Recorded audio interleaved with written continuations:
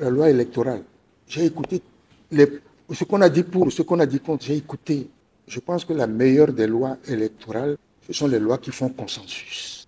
Parce que quand il y a une catégorie de la population qui se sent frustrée par la loi électorale, c'est une crise concrète.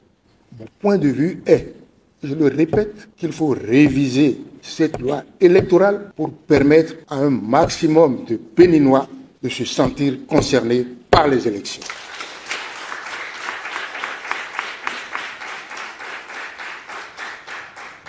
Ensuite, les candidatures. Mais nous sommes des Béninois, nous sommes tous des Béninois.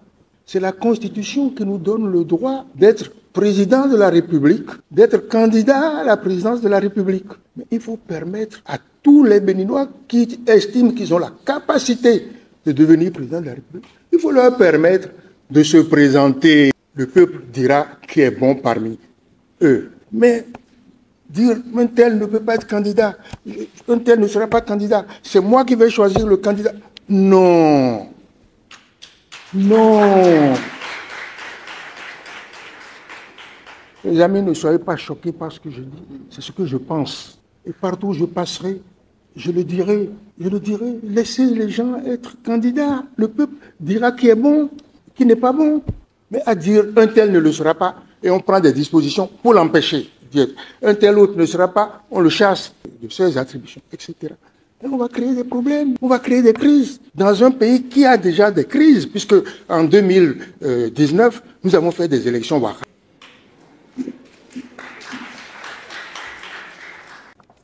Alors oui, il faut faire en sorte que ça se passe dans le calme.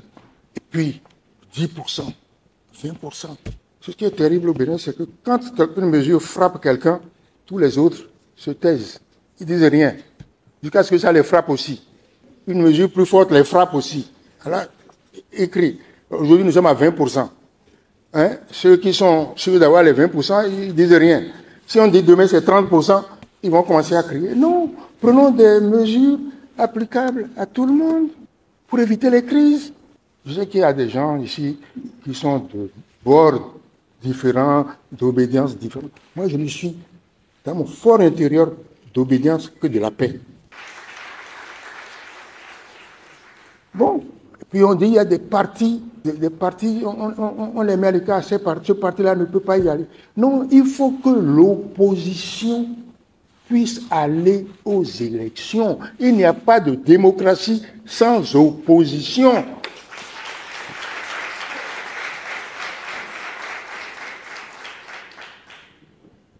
Il faut forcément que l'opposition aille aux élections, que les résultats soient des résultats francs, de vrais résultats, sans fraude, équitables. Mais il faut que l'opposition aille aux élections. Si l'opposition ne va pas aux élections, est-ce que nous pouvons parler de démocratie? Si nous faisons les élections et que c'est un seul parti politique qui a des députés, est-ce que c'est bon? Est-ce que c'est la démocratie? Non. Voilà mes points de vue. Mon idéologie, encore une fois, c'est la liberté. Plus on accorde de liberté aux gens, et mieux ça vaut. Mon idéologie, c'est la paix. Plus notre pays est en paix, et mieux ça vaut. Le développement arrivera après.